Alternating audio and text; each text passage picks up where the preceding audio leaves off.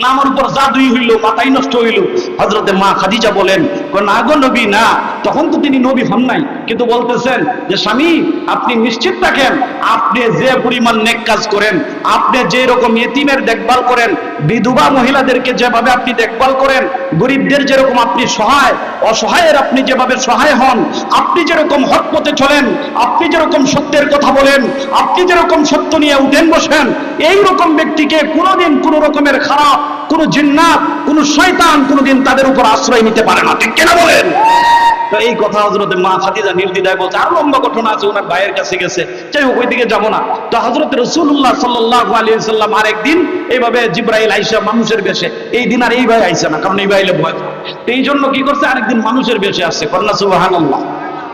রাসূলুল্লাহ সাল্লাল্লাহু আলাইহি ওয়াসাল্লামকে মানুষের বেশে আইসা আল্লাহর রাসূলকে বুকের সাথে জড়ায় ধরছেন, দিয়ে আল্লাহর রাসূলকে সবক দিয়া দিবেন।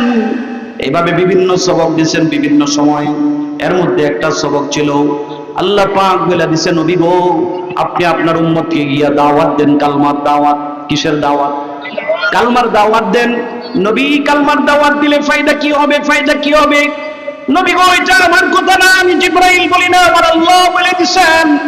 আমার আল্লাহ বলেছেন, কুলু লা ইলাহা ইল্লাল্লাহু তুফলিহুন। ও নবী আপনার উম্মতরা যদি বলে লা ইলাহা ইল্লাল্লাহ, এক লা ইলাহা ইল্লাল্লাহ, তারা সাকসেস। সুবহানাল্লাহ। জোরে কন্না সুবহানাল্লাহ। একবার যদি না লা ইলাহা ইল্লাল্লাহ বলতে পারে, আল্লাহর রাসূল বলেন, মান ক্বালা লা ইলাহা ইল্লাল্লাহ মুমিনান বিকলবিহি দাখালাল জান্নাহ ফাদাখালাল জান্নাহ। ওয়া ফি রিওয়ায়াতিন আল্লাহর রাসূল বিভিন্ন ভাবে বলেছেন, যে ব্যক্তি একবার বলতে পারে তার জিন্দেগিতে লা ইলাহা ইল্লাল্লাহ, আল্লাহ তুমি ছাড়া আর কোনো মাবুদ নাই, আর সাথে সাথে বইলা ভাল্লো রাসূল আমার নবী তিনি শ্রেষ্ঠ নবী, তিনি শেষ নবী, এই কথাটা যে ব্যক্তি তার অন্তরের গভীর থেকে একবার বলতে পারবে, আল্লাহ পাক বলে দিয়েছেন, রাসূলও বলেন, সেই ব্যক্তি মরার পরে দিয়া যদি তার অন্য কোনো গুনাহ না থাকে, মৃত্যুর আগে যদি কালমাটা পড়ে মরতে পারে, সরাসরি আল্লাহ পাকের জান্নাতের মেহমান হয়ে যাবে। জোরে কন্না সুবহানাল্লাহ। এজন্য মুহতারাম হাজিরিন, আল্লাহ রাসূলকে কালমার দাওয়াতের কথা বলে দিছে। রাসূলুল্লাহ সাল্লাল্লাহু আলাইহি ওয়াসাল্লাম আসেন, আয়েশা মনে মনে চিন্তা করেন, কাকে আমি দাওয়াত দিব, কার কাছে আমার দাওয়াত পৌঁছাবো, কাকে বললে আমার কথাগুলো বিশ্বাস করবে। শেষ প্রথমবারের মতো চিন্তা করলো, আমার বন্ধু আবু বকর, সে তো আমার বাল্য বন্ধু, ছোটবেলা থেকে একসাথে চলি, সে আমার সাথী, খেলার সাথী। যদি আবু বকর রে বলি, আবু বকর বড় অমায়িক মানুষ, নরম মানুষ, সে আমার কথাটা হয়তো বুঝতে পারে। আল্লাহর রাসূল সব বুঝনিয়া হযরত আবু বকরের কাছে গিয়ে আবু বকরকে বলে, বন্ধুরে আমার, তোমাকে একটা কথা বলবো, যে কথাটা আসমানি কথা, যে কথা দুনিয়ার কোনো কথা না, কথাটা শুনতে গেলে ভিন্ন রকম শোনা যাবে, কিন্তু তুমি যদি কথাটা খেয়াল করো তাহলে সেই কথাটার মধ্যেও সতীত্ব পাইবা, সেই কথাটাও সত্য তুমি পাইবা।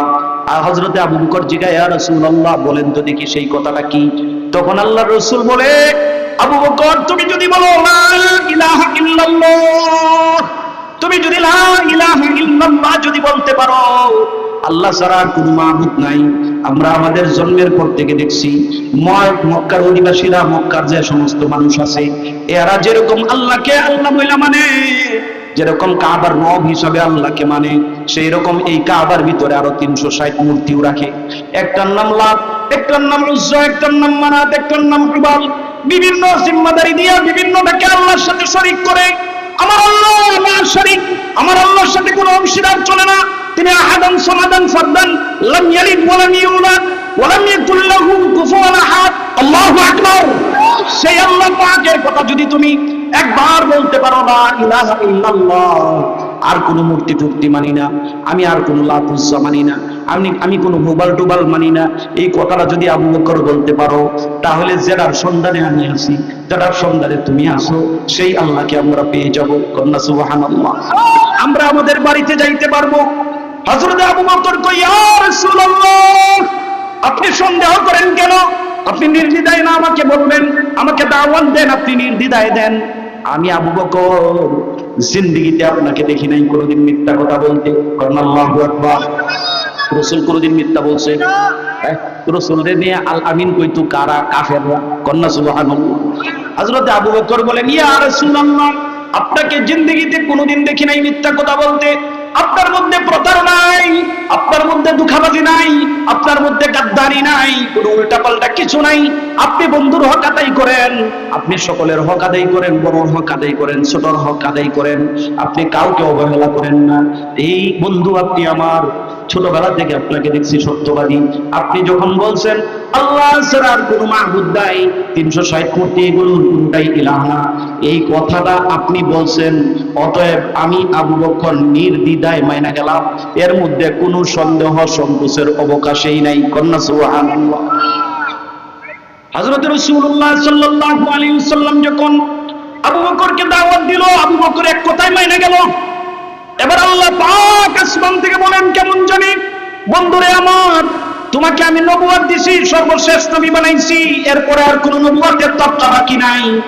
যদি নবুয়তের তবকা বাকি থাকতো তাহলে আবু বকরের তোমার সাথে সহযোগী নবী বানাইতাম, কিন্তু যেহেতু তোমার পরে আর কোনো নবী আসবে না, বন্ধুরে আমার, তুমি তোমার আবু বকরকে জানায় দাও, সে যেহেতু নির্দ্বিধায় এক বাক্যে মাইনা গেছে, কোন রকমের সংকোচ সন্দেহ করে নাই, তাহলে তারে তুমি বইলা দাও আমি নবুয়তির পরের যে তবকাটা আছে, একেবারে ড্রাইভারদের অর্থাৎ ইঞ্জিনের পরের যে বগিটা আছে ফার্স্ট ক্লাস, ওই বগির মধ্যে 1 নাম্বার প্যাসেঞ্জার হিসাবে আমি আবু বকরকে সিদ্দিক উপাধিতে ভূষিত করলাম। কন্যা সুবহানাল্লাহ। আমি আবু বকরকে সিদ্দিক বানায় দিলাম, তাকে আমি নবুয়তি দিতে পারবো না, যেহেতু তোমাকে আমি সর্বশেষ নবী দিছি, নবুয়তি দিছি, যেহেতু আমি আর নবী বানাবো না, বিদায় এবার আবু বকরকে আমি সিদ্দিক তো বানাইলামই, কিন্তু এই সিদ্দিকের বগির মধ্যে ওই সিদ্দিকের যে ক্লাসটা আছে, ওই ক্লাসের মধ্যে ফার্স্ট ক্লাস, একেবারে প্রথম যে চেয়ারটা, ওই চেয়ারটা, ওই মসজিদটা, ওই সিংহাসনটা আমি তাকে দিয়ে দিলাম। আল্লাহু আকবার। হযরত আবু বকর সিদ্দিক এভাবে হয়ে গেলেন। এরকম আরো অনেক কথা আছে, ওনার জীবনীতে আরো অনেক বিষয় আছে। হযরত আবু বকর সিদ্দিক কি এমনি হয়েছে? আল্লাহর রাসূল বলে, আবু বকর মনে হয় বেশি দিন আমরা থাকতাম না, যে অবস্থা শুরু হয়েছে আমাদের উপর অত্যাচার জুলুম, এখন আমার মনে হয় চলে যাইতে হবে। আল্লাহ বোধহয় খুব তাড়াতাড়ি আমাদেরকে মক্কা ছেড়ে মদিনায় চলে যাইতে বলবেন। তা আবু বকরকে এতটুকু আল্লাহর রাসূল কানে কানে বলে দিছে। আবু বকর মাশাআল্লাহ কি সুন্দর দেখেন অবস্থা। আল্লাহর রাসূল সাল্লাল্লাহু আলাইহি ওয়াসাল্লাম এভাবে কিছুদিন চলে যাওয়ার পরে আরেকদিন আল্লাহর রাসূল এরকম ভাবে তিনার সংক্ষিপ্ত ব্যবস্থাপনা নিয়ে এইরকম ভাবে তিনি বাইর হইলেন। বাইর হইছেন আল্লাহর রাসূলের বাড়ি, যারা গেছেন কাবা শরীফে, বাইতুল্লাহ, যারা গেছেন মক্কায়, তারা দেখছেন, আল্লাহ আমাকে দেখাইছে আলহামদুলিল্লাহ। আল্লাহর রাসূলের বাড়ি থেকে আবু বকরের বাড়িটা একেবারে, আল্লাহর রাসূলের বাড়িটা একটু দূরে কাবা থেকে, কিন্তু আবু বকরের বাড়িটা তুলনামূলক একটু কাছে। আবু বকর রাদিয়াল্লাহু তাআলা নূর বাড়িতে এইভাবে আসছেন আল্লাহর রাসূল। আশ্চর্যের কথা, আপনারা একটা কথা যাই না রাখেন, আমি বড় আশ্চর্য হয়েছি যেদিন হযরত আবু বকর রাদিয়াল্লাহু তাআলা দারে আবু বকর বলা হয়, এখানে কিসের কথা, ওইদিকে কিসের আওয়াজ হইতেছে? ভাই আমি তো গুরুত্বপূর্ণ কথা বলতেছি, আপনারা যদি ডিস্টার্ব করেন কথা নষ্ট হয়ে যাবে। ভাই যে কথাটা বলতেছিলাম, তা হযরতে দারে আবু বকর বলা হয়, ওই ঘরের ভিতরে আমাকে নিয়ে গেছেন আমার মুআল্লিম। তো হুজুর আসেন একটা জিনিস দেখো। আমি গেছি, গিয়া দেখি ওখানে আলাদা নামাজ। কিন্তু বাইতুল্লাহ দেখা যায় চত্বরের সাথে মিলানো ওনার বিল্ডিং, একটা ফোয়ারা আছে, এই ফোয়ারাটার পিছনেই মসজিদ। এই মসজিদের নাম কি? মসজিদে আবু বকর। আল্লাহু আকবার। আল্লাহ দেখেন মোকাম দিলে কেমন দেওয়া দেয়। আল্লাহর ঘর বাইতুল্লাহর চত্বরটা পার হয়ে গিয়া দারে আবু বকর, আর এই দারে আবু বকরের ভিতরে হলো মসজিদে আবু বকর। কন্যা সুবহানাল্লাহ। তো আমাকে উনি বলতেছেন, বলে যে এক আজানে এক একামতে কিন্তু এখানে আলাদা ভাবে হয়। সুবহানাল্লাহ। তাহলে এটা হলো আবু বকরের মাকাম। আমরা দেশের মধ্যে মানুষ কতখানি হিংসা করে জানেন? এই গ্রামে একটা মসজিদ আছে, এই গ্রামে কেমনে মসজিদ দেখে দেয়া কিতাব আছে না এরকম? বলে যে এই পাশে একটা মাদ্রাসা আছে, এই পাশে আর একটা মাদ্রাসা, ওই চোখের এটা কিভাবে হয়, এটা ফিরায় লাগে ওর এইটা লইয়া। আমি এখানে যাওয়ার পরে বড় চিন্তা করলাম, আল্লাহু আকবার, মাদ্রাসা মসজিদ একটা আরেকটার সহযোগী হওয়া উচিত। যেটা বড়, যেটা পুরাতন, এটার সহযোগিতা করবে ছোটটা পরেরটা। কথা বুঝেন নাই? তো হযরতে রাসূলুল্লাহ সাল্লাল্লাহু আলাইহি সাল্লামের মসজিদে নববীতে যান, ওখানে যাওয়ার পরেও দেখতে পারবেন একেবারে কাছাকাছি অনেকগুলো মসজিদ আছে, ছোট ছোট মসজিদ। ওইগুলো সাধারণত বন্ধ থাকে, কিন্তু ঈদের মাঠের সময় এইগুলো খুলে দেওয়া হয়। কন্যা সুবহানাল্লাহ। কেন? এইটা হলো ওইটার পরিপূরক, এইটা হলো ওইটার সহযোগী। কিন্তু আমরা দেশের মধ্যে হইলো হ্যাঁ কেরে করিয়াল তো আমরা করছি হইছে না, আমরা মহল্লাওয়ালারা করছি হইছে না, আমরা এলাকার মধ্যে মাদ্রাসা করছি হইছে না, হ্যাঁ হুজুরগিরি দেখা জানতো, হ্যাঁ নেতাগিরি দেখা জানতো। এইটা হলো আমরা দেশের মানুষের মন মানসিকতা। ঠিক কেনা বলেন? এটা আপনারা দেশে কোন থাকলেও আমার এলাকাতে আছে তো এটা বুঝি আর কি, আবার আপনারা বুঝবেন না। এই জন্য আমরা এই হানাহানি, আমরা এই টেলাটেলি মনের মধ্যে অমিলটা ছেড়ে দেবো। রাজি আছি ইনশাআল্লাহ? আল্লাহ পাক আমাদেরকে তৌফিক দান করুক, সবাই বলে আমিন। তো আমি যে কথাটা বলতেছিলাম, হযরতে আবু বকরকে আল্লাহ রাসূল বলে দিয়েছে, আবু বকর মনে হয় বেশি দিন থাকা যাবে না, বাড়ি ঘর মনে হয় ছেড়ে দেওয়ার লাগবে, আল্লাহ কিন্তু ইশারা দিয়ে দিব। হযরত আবু বকর রাদিয়াল্লাহু তাআলা আনহু দেখেন কেমন সিদ্দিক তিনি, আল্লাহু আকবার। হযরত রাসূলুল্লাহ সাল্লাল্লাহু আলাইহি সাল্লাম বাড়ি থেকে আসছেন, আয়েশা আবু বকরের ঘরের মধ্যে গেছে, গিয়ে আবু বকরের ঘরের দরজাটার মধ্যে এইভাবে শুরু করে একটা টুক্কা দিয়েছেন, দিয়ে অল্প আওয়াজে বলতেছেন, আবু বকর, আবু বকর, মানে খুব সংক্ষিপ্ত আওয়াজে টুক্কা দিছেন। কেন? উনারে চতুর্দিক দিয়ে ঘুরে রাখছে, ওখানে কাফেররা সুযোগ পাইলেই মাইরা লাইব। আল্লাহ রসুল তো ওখানে শাহাতিল গুজু বইলা এক মুষ্টি বালি নিয়া ছাড়ছিলেন। আল্লাহ বলেন, ওয়ামা রামাইতা ইদ রামাইতা ওয়ালাকিন্নাল্লাহ রামা। বন্ধুরে, তুমি তো তোমার হাতের মুষ্টির বালুটা সামনের দিকে ছাড়ছিলা, এইটা যাওয়ার কথা সামনের দিকে, কিন্তু আমি আল্লাহ পাক কুদরতি ভাবে এটা ডাইনেও পৌঁছাইলাম, বামেও পৌঁছাইলাম, এমনকি তোমার ঘরের পিছনেও পৌঁছাই দিছি। জোরে বল না সুবহানাল্লাহ। তাহলে এইটা করে দিছে আল্লাহ, সব দিনে বানায় দিছে তৎকালীন সময়ের জন্য অন্ধ। এখন অন্ধ হওয়ার পরে আল্লাহ রসুল কোন মতে এখান থেকে গেছেন, সুযোগ পাইলেই তোমার এলাইব। আল্লাহ রসুলকে আবু বকরকে টুক্কা দিয়েছেন, টুক্কাটা দিতে দেরি হয়েছে, আবু বকরের ঘর খুলতে দেরি হয়েছে না। জোরে বল সুবহানাল্লাহ। আবু বকরের দরজা খুললে খাড়ায় দিয়েছে।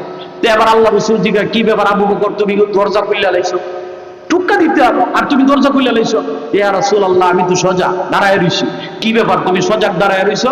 ইয়া রাসূলুল্লাহ, আপনি ওই যে আমারে কানে কানে বলছিলেন কয়েক মাস আগে, যেদিন আপনি এই কথাটা বলছিলেন, ওই দিন থেকে নিয়ে আজ পর্যন্ত কোনোদিনের জন্য, একদিনের জন্য আমি আমার পিঠটা কোনোদিন বিছনায় লাগাই নাই। জোরে কোন সুবহানাল্লাহ। এইটা বন্ধু পাওয়া যাইব, এরকম সিদ্দিক পাওয়া যাইব। এবার আল্লাহ রসুল জিগায়, এই আবু বকর, এটা তো আরো দেরি হইতে পারতো, আবার যদি আল্লাহ চাইলে এটা ফিরাই হতো দিতে পারতো। তুমি এই জিনিসটার মধ্যে এইভাবে কেমনে বিশ্বাস করে নিলা যে একেবারে তুমি কোনোদিন ঘুমাও না, দরজার সাথে লাগিয়ে দাঁড়ায় থাকো, ব্যাপারটা কি? সে বলে, দুইটা কারণ। ইয়া রাসূলুল্লাহ, এক নাম্বার কারণ তো আপনি আইসা আমারে ডাক দিবেন, যদি আমি ঘুমায় থাকি, যদি জোর আওয়াজে ডাক দেন, আর কাফেররা যদি বুঝতে পারে যে আবু বকরের বাড়িতে মনে হয় রাসূল ঢুকছে, তাহলে তো আপনার উপর তারা আক্রমণ করবে, আমার জন্য আপনি ক্ষতিগ্রস্ত হয়ে যাবেন। ইয়া রাসূলুল্লাহ, আমার জান যাইতে পারে, আমি না ঘুমায় থাকতে পারি, কিন্তু আপনাকে আমার সামনে আমার কারণে একটা বিন্দু মাত্র ফুলের টুকরা দেব, এটা আমি হতে দিব না। আল্লাহু আকবার। এটা হলো এক নম্বর কারণ। আর দুই নম্বর কারণ হলো, ইয়া রাসূলুল্লাহ, আপনার কথার মধ্যে তো কোনো সন্দেহ নাই, আপনি যখন কইছেন হইবে, আচ্ছা হিজরত করতে হবে, হবেই, এর মধ্যে কোনো সন্দেহের অবকাশ নাই। কন্যা সুবহানাল্লাহ।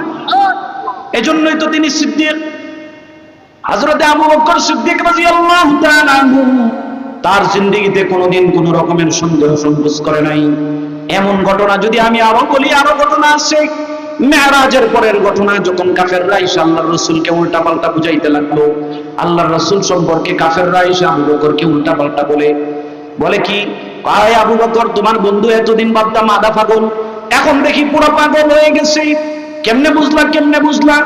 বুঝলাম সে বলে গত রাত্রে নাকি অল্প টাইমের ভিতরে এই মক্কা ছাইরা আসে নাকি এরকম ভাবে বাইতুল মুকাদ্দাস চলে গেছে জেরুজালেম। বাইতুল মুকাদ্দাস গিয়া বাইতুল মুকাদ্দাস থেকে আবার প্রথম আকাশ, দ্বিতীয় আকাশ, যাইতে যাইতে সপ্তম আকাশ, আবার যাইতে যাইতে সিদরাতুল মুনতাহা, যাইতে যাইতে একেবারে আল্লাহ পাকের আরশ পর্যন্ত নাকি চলে গেছে। এইটা আশ্চর্য ধরনের কথা তোমার বন্ধু কইতাছে। কাফেররা ভাবছে যদি আবু বকরকে এভাবে বুঝানো যায়, তাহলে মনে হয় আবু বকর সে তার অবস্থান থেকে ফিরে আসবে, আবু বকর মনে হয় তার ঈমান নষ্ট করে ফেলাইবে। এবার কাফেররা জিগায়, আবু বকর, এই কথা কি আমার বন্ধু মুহাম্মদ নিজের মুখে কইছে? কহ, তোমার বন্ধু নিজের মুখে কইছে। এরা ভাবতাছে এই ভাই কইলে মনে হয় যে আবু বকর ছেড়ে দিব। হযরত আবু বকর বলেন, এই কথা যদি আমার বন্ধু তার নিজের মুখে বইলা থাকে, তাহলে তোমাদের মনে সন্দেহ থাকতে পারে, তোমাদের কাছে কোন রকমের সন্দেহের অবকাশ থাকতে পারে, কিন্তু আমি আবু বকরের কাছে আমার রাসূলের ব্যাপারে কোনো সন্দেহ করার সুযোগ নাই। আল্লাহু আকবার। হযরতে মুহতারাম হাজিরিন, রাসূলুল্লাহ সাল্লাল্লাহু আলাইহি ওয়াসাল্লামের বিশেষ বিশেষ কাজগুলো, যেগুলো নাকি অন্যরা বিশ্বাস করতে পারে না, যেগুলো অন্যরা মানতে পারে না, এই বিষয়গুলোকে হযরতে আবু বকর নির্দ্বিধায় মেনে গেছেন। এই জন্যই তিনি হলেন আবু বকর সিদ্দিক। এইভাবে যদি আরো সিদ্দিকের কথা বলা হয়, মা আয়েশা সিদ্দিকা আছে, আমরা মা বোনেরা ওয়াজ শুনতেছে, তারা মনে করবো যে এটা তো খালি বেড়ানের লাগিয়া বেটেন বোধহয় সিদ্দিক হইতে পারে না। না গো মা আমার, আপনার জন্য ফার্স্ট ক্লাসের যে বগিটা, ওইটা আপনার জন্য বড় উদ্যম, ওইটার মধ্যে আপনি চাইলে উঠতে পারবেন যদি আপনি আপনার জীবনকে হযরতে উম্মুল মুমিনিন মা আয়েশা সিদ্দিকার মতো বানায় নিতে পারেন, তার মতো যদি ইসলামের জন্য কুরবানি করতে পারেন, তার জীবন যৌবন সবটাই দিয়ে দিছে আল্লাহর রাসূলের জন্য। যার বিয়ে হইছে মাত্র 6 বছরে, উঠায় নিছে 9 বছরে, 18 বছরের যখন যুবতী তখন তিনি বিধবা হয়ে গেছেন, আল্লাহর রাসূল দুনিয়া থেকে চলে গেছেন। আল্লাহু আকবার। এই মিয়া আমরা দেশের বিজ্ঞান হইলে কি হইতো অবস্থাটা।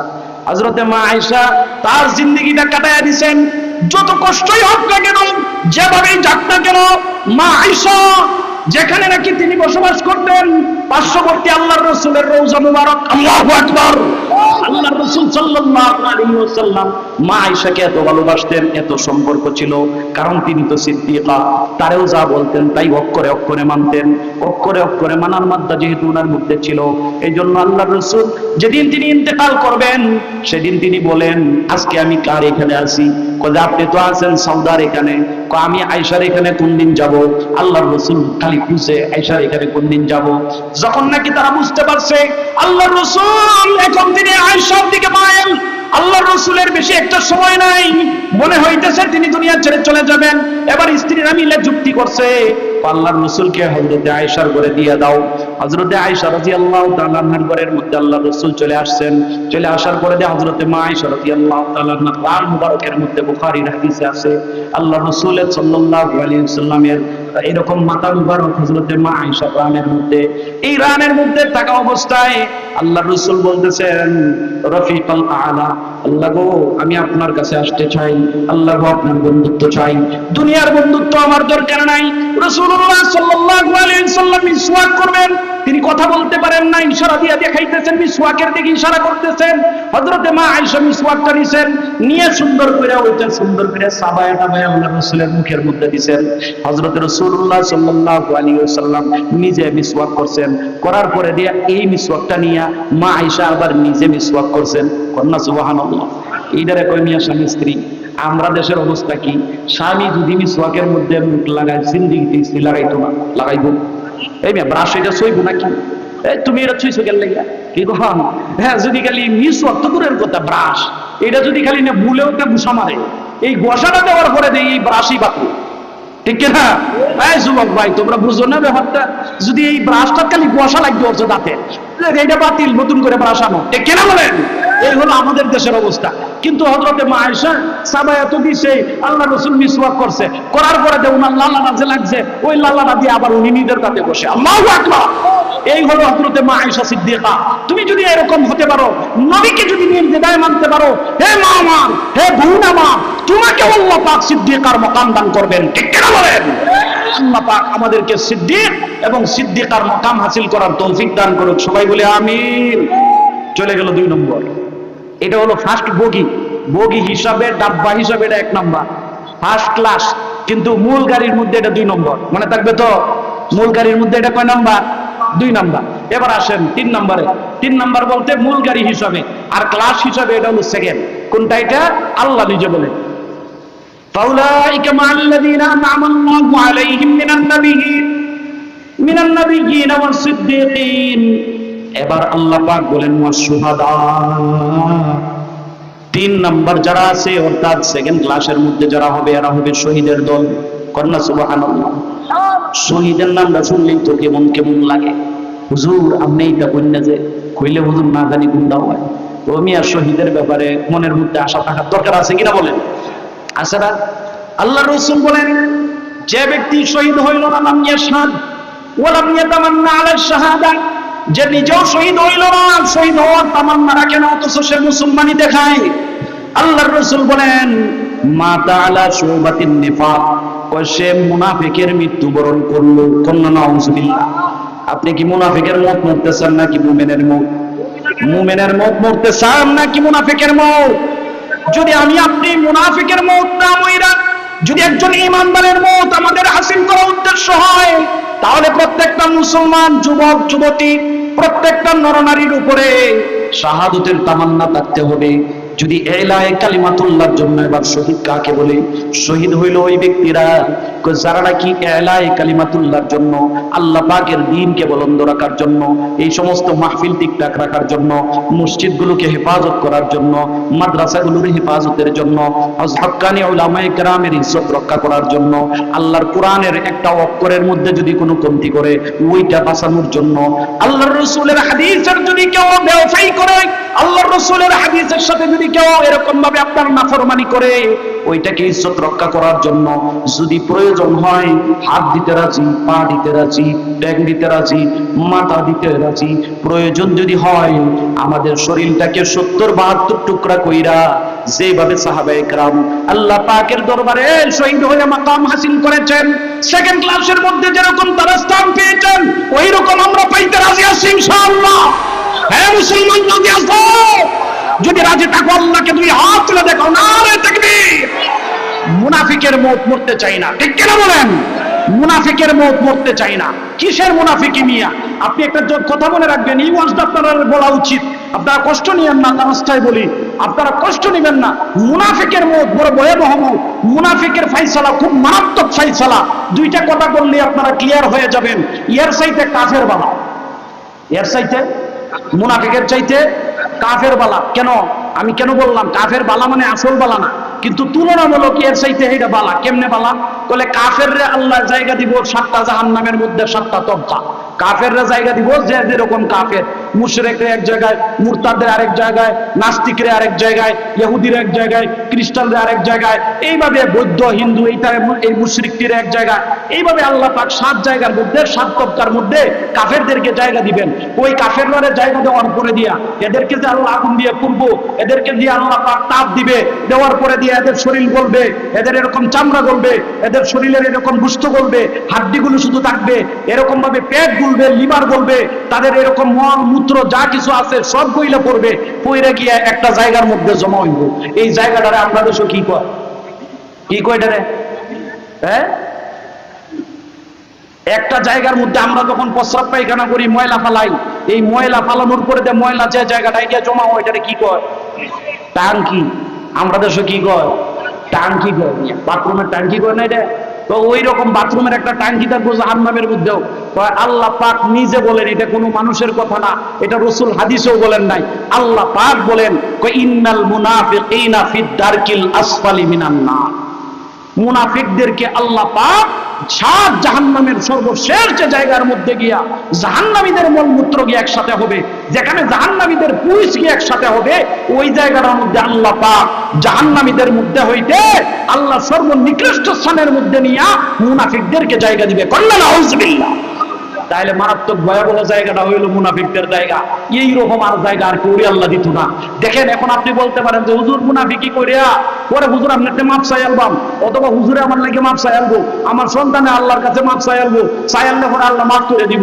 না, মুনাফিক রে আল্লাহ বলে মাফ করে না। হ্যাঁ, নিজে যদি মাপ চাইয়া নিতে পারে তাহলে ভিন্ন কথা, কিন্তু যদি নিজে মাপ না ছায়া যায়, তাহলে আব্দুল্লাহ ইবনে উবাই ইবনে সালুল, যে হলো রইসুল মুনাফিকিন, যে মুনাফিকদের সবার প্রধান, যে মুনাফিকদের সর্দার, সেই আব্দুল্লাহ ইবনে উবাই ইবনে সালুল যখন মইরা যাইব, তখন তো মনে হইতাছে ফেরাউনের লাগান, হাইরে মাইডা তো আমার খাওয়ান লাগবো। আল্লাহ কইছে ইন্নাল মুনাফিকিনা ফিদ দারকিল আসফালি মিনান নার, জাহান্নামের শেষ ঠিকানায় যাইতে হইব। হাইরে, এবার যদি একটা সূরত করণ যাইতো, কি সূরত করণ যায়? উনি তার ছেলেরে শিখাইয়া দেয়, বাবা তুমি একটা কাম করো, আমি যদি মইরা যাই, আমি মইরা যাওয়ার পরে দিয়া তুমি রাসূলের কাছে যাইবা, গিয়া কইবা আমার পক্ষ থেকে 2টা আবদার। 1 নম্বর আবদার হলো, মেহেরবানি করে আপনার একটা পুরান জুব্বা আমার আব্বারে দেওয়ার জন্য বলছে। কেন? কই যে ওইটা যেন পরায় ওনাকে দাফন করা হয়। কথাটা তো ভালাই নাকি? কন আল্লাহর রাসূলের জুব্বা দিয়া দাফন করবে কি খানখালি কথা নাকি? কত ভালো কথা। কই এইটার জন্য। আর 2 নম্বর কইবা, ওনার কাছে আবদার দিবা, এটা আমার মরণের আগের ওসিয়ত তোমারে কইতে হয়ে যায়। কি? কই যে আল্লাহর রাসূলরে কইবা যেন তিনি আমার জানাজাটা নিজে পড়ায়। আপনি কি শুরু কাটু? কি কন? বাংলাদেশের সর্বশ্রেষ্ঠ আলেম মুফতি আব্দুল মালিক সাহেব একজনের জানাজা পড়াইলেন, নাম বলে কি কন? যদি বাংলাদেশের যে কোনো একজন শ্রেষ্ঠ আলেম যদি আরো জানাজা পড়ায়, এটা একটা আলাদা নামই হয়, কিনা বলেন? তাহলে এই জায়গার মধ্যে আল্লাহর রাসূল নামাজ পড়াইব, এটা কি খানখালির বিষয়? তো এখন তো আল্লাহ রসুলের কাছে গেছে, মারা গেছে, মারা যাওয়ার পরে তার ছেলে গেছে, গিয়া কই ইয়া রাসূলুল্লাহ আমার আব্বা দুইটা আবদার করে দিয়ে গেছে। বলে কি কি? বলে যে এই ব্যাপার। তো ঠিক আছে, তোমার আব্বা আবদার করছে, আমি তো রহমাতুল লিল আলামিন, আমার তো দয়ার কোনো শেষ নাই, আমি দয়া না করে কি করবাম? জানি তোমার বাপ যে একটা মুনাফিক, সে রইসুল মুনাফিকিন। আল্লাহ রসুলের কাছে লিস্টি ছিল, ওই লিস্টি হযরতে হুযায়ফাতুল ইয়ামান সির রাসূলিল্লাহর কাছে দিয়ে রাখছিলেন। লম্বা কথা সংক্ষেপে বলতেছি। তো যে কথাটা বলতেছিলাম, তখন আল্লাহ রসুল তো এটা খুব ভালো করেই জানে এটা যে মুনাফিকের সর্দার। এরপরও কইতাছে হ্যাঁ, যখন আবদারটা করে তুই গেছে আর আমি খারুল যদি আল্লাহ মাফ করে এই ফালা, আচ্ছা ঠিক আছে, দুই আবদারের দুটোটা আমি পূরণ করে দিলাম। তো উনি কি করলেন? জুব্বা দিয়া দিছে, জুব্বা দিয়া তার কাফন দাফন হয়েছে। এবার কাফন দাফনের পরে আল্লাহ রসুল আইতেছে জানাজা পড়ানির লাগিয়া। হযরতে ওমর কয় ইয়া রাসূলুল্লাহ জানি না যে কিয়া, কলে জানেন না আপনি, এটা তো রইস, এটা শয়তানের মাতবরিয়া, এর সবচেয়ে বেশি শয়তানিটা হেই করতো।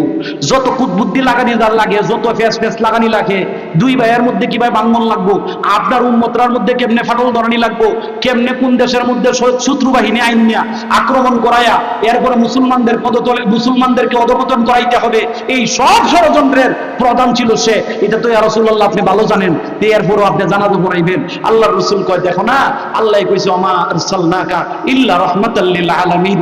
বন্ধুরে, আমি তোমাকে সারা পৃথিবীর জন্য রহমত বানাইছি, তো আমি রহমতুল লিল আলামিন হইয়া কেমনে না যাই? আমি যাই, দেখি আল্লাহ কি করে। দেখেন না, কন্যা সুবহানাল্লাহ। হযরত রাসূলুল্লাহ সাল্লাল্লাহু আলাইহি ওয়াসাল্লাম চলে আসছে, আয়েশা জানাজা পড়াইয়া নিছে। জানাজা পড়ানির পরে দিয়া আল্লাহ তো সব দেখতেছে।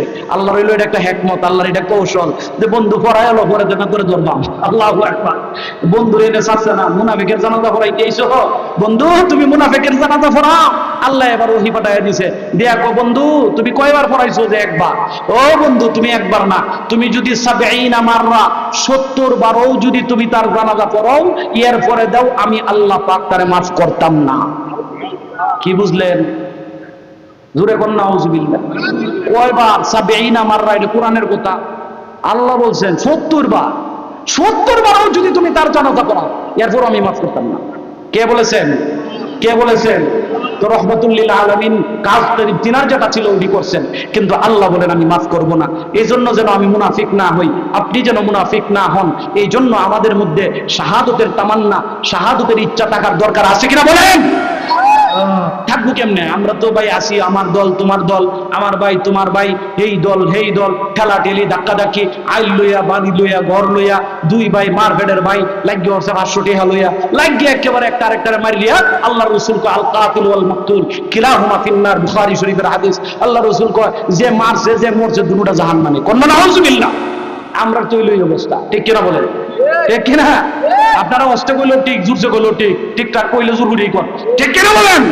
এইগুলো আমাদের অবস্থা। আমরা লাগিয়ে দেখি নিজেরা নিজেরা, কিন্তু দেখেন কাফেররা লাগিয়ে রয়েছে আমরা। আমি যে কথাটা বলতে চাইতেছি বুঝতে হবে, একটু খেয়াল করলে আপনারা পাবেন। ওই যে আপনার ভারত তারা আমাদেরকে ধরার জন্য খুব বেশি উৎপাইতে আছে। এইটা ধরার জন্য এটা কারণ আছে, একটা গজওয়াতুল হিন্দ নামে একটা যুদ্ধ হবে। খুব ভালো করে মনে রাখবেন, এই যুদ্ধটার নাম হবে গজওয়াতুল হিন্দ। এই কথা আল্লাহ রসুল 1450 বছর আগে বলে গেছেন যে একটা সময় আসবে তখন ওই হিন্দুস্তান, তৎকালীন সময়ের হিন্দুস্তান ভারতও, তৎকালীন সময়ের হিন্দুস্তান পাকিস্তানও, তৎকালীন সময়ের হিন্দ যেটাকে বলা হতো, এটা মায়ানমার, এরকম ভাবে যা আছে এই দেশে, এরকম ভাবে আপনার যতগুলো মালদ্বীপ টালদ্বীপ সহ যা কিছু আছে এই সবগুলো হিন্দ। বলে এইটার মধ্যে একটা বিশাল ধরনের মায়ের হবে। ওই মায়ের মধ্যে যারা শহীদ হবে, আল্লাহ রসুল বলেন এরা হবে সর্বশ্রেষ্ঠ শহীদ। কন্যা সুবহানাল্লাহ।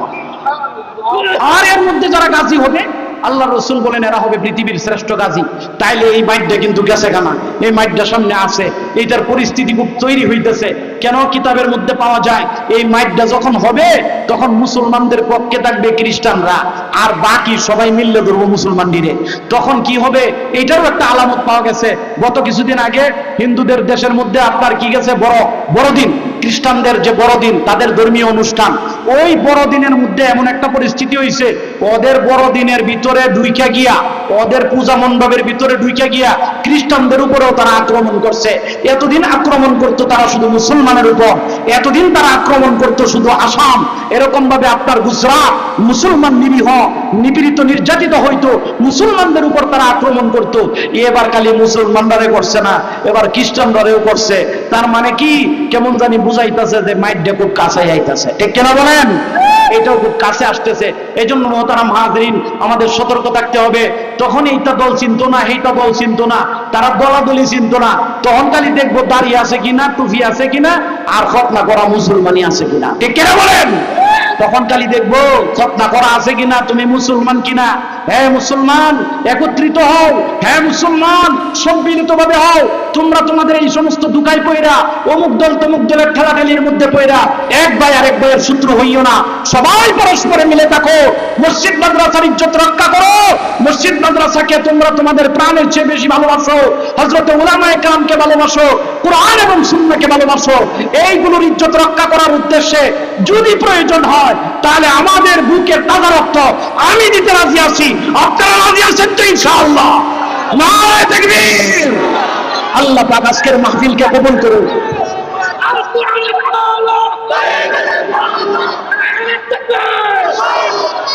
মোহতারাম হাজরিন, এটা হলো শহীদের তবকা। এই শহীদের তবকার মধ্যে যদি কোনো মানুষ আসে, তাহলে সে সেকেন্ড ক্লাস পাবে, সে দ্বিতীয় স্তরটা পাবে। শহীদের তবকায় আসলে লাভটা কি হবে? লাভ কি হবে? আপনাদেরকে এই কথাটাও যদি সুযোগ তাকে বইলা দেই, আপনারা যারা আসতেছেন সাইডে দিয়ে মিশা বৈশা পড়ে, মিলে মিশা বৈশা পড়ে। যে কথাটা বলতেছিলাম, শহীদের তবকার মধ্যে আসলে ফায়দা কি হবে? শহীদের তবকার মধ্যে আসলে ফায়দা হবে, আল্লাহ রাসূল সাল্লাল্লাহু আলাইহি ওয়াসাল্লামকে আল্লাহ পাক নিজে বলছেন, ওয়ালা তাকুলু লিমান ইউকতালু ফি সাবিলিল্লাহি আমওয়াত।